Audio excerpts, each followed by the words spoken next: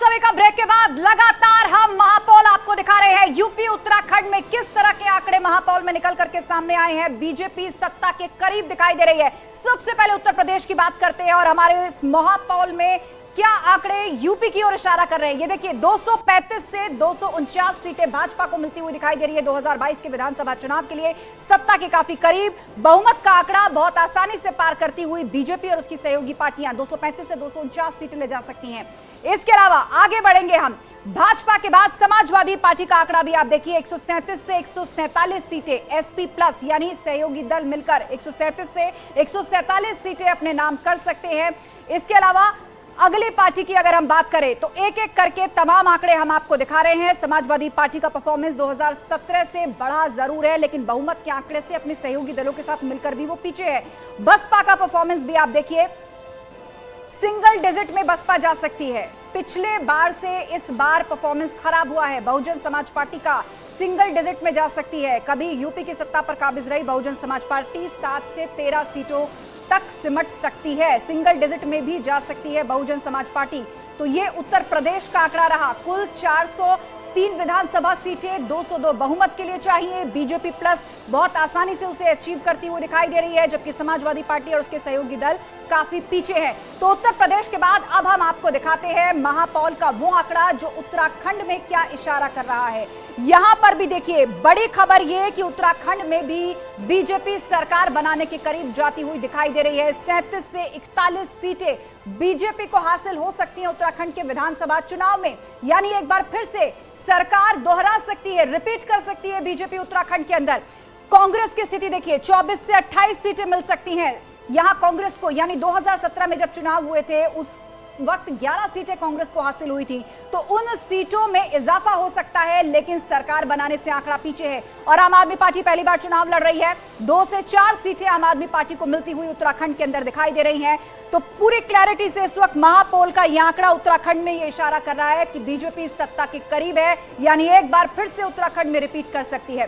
सीधे अब आपको लिए चलते हैं मेरे सहयोगी अमित के पास, जो इस वक्त मैजिक वॉल पर मौजूद हैं। उनके पास भी एक डेटा है, विश्लेषण क्या कह रहा है अमित?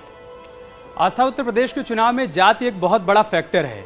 अभी तक जातियों की क्या भागीदारी बीजेपी में रही है वो समझ लेते हैं।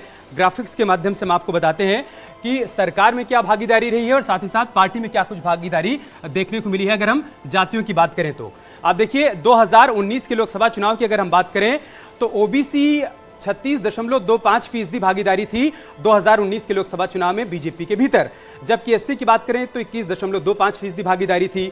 2017 के विधानसभा चुनाव में अगर हम ओबीसी की भागीदारी की बात करें बीजेपी में तो 31.5% थी और एससी की भागीदारी 20.8% थी।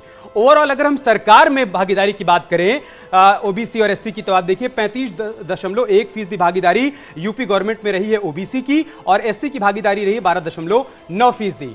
इसके अलावा अगर हम यूपी में कास्ट कैलकुलेशन को देखें तो आप देखिए ओबीसी 39% ओबीसी वोटर्स हैं। इसमें यादव 7% हैं, कुशवाहा 5% हैं, कुर्मी 5% हैं।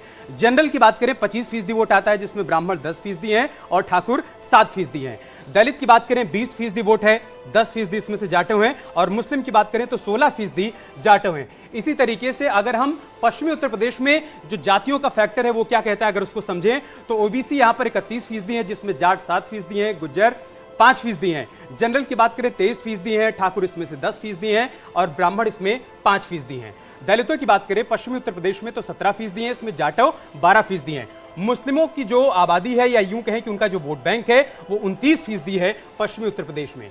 इसके अलावा अगर हम ईस्ट यूपी की बात करें, आप देखिए ईस्ट यूपी में क्या कहता है कैलकुलेशन, ओबीसी यहां पर 40% हो जाता है, जिसमें यादव 10% हैं, कुर्मी 7% हैं, निषाद 6% हैं। जनरल की बात करें तो 28% यहां पर हैं, जिसमें ब्राह्मण 11% हैं और ठाकुर 7% हैं। दलितों की बात करें अगर हम पूर्वी उत्तर प्रदेश में तो यहां पर 21% इनका वोट बैंक है, जिसमें से जाटव 11% हैं और मुस्लिम 11% हैं। ये कुल मिलाकर समीकरण कहता है पश्चिमी उत्तर प्रदेश में क्या स्थिति है जातियों की और पूर्वी उत्तर प्रदेश में क्या स्थिति है जातियों की। इसके अलावा अगर हम गन्ना बेल्ट में देख लें कि क्या फैक्टर रहने वाला है इस बार, तो वो बहुत अहम हो जाता है, क्योंकि ज्यादातर इसे किसानों से जोड़कर देखा जाता है। तो किसान यहां पर कितना बड़ा फैक्टर बनने वाले हैं शुगर केन बेल्ट में, यानी गन्ना बेल्ट में बीजेपी की स्थिति 2017 में क्या थी। 42 सीटें हैं और 27 सीटों पर बीजेपी का कब्जा था। 36.77% यहां पर वोट बीजेपी को मिले थे और एसपी को 13 सीट, कांग्रेस को 2 सीट, बीएसपी का खाता नहीं खुला था और अदर्स का भी खाता नहीं खुला था। आस्था। और इस वक्त हमारे दो मेहमान हमारे साथ जुड़े हुए हैं, सीधा उन्हीं का रुख करते हैं। धर्मवीर चौधरी जी हैं बीएसपी से।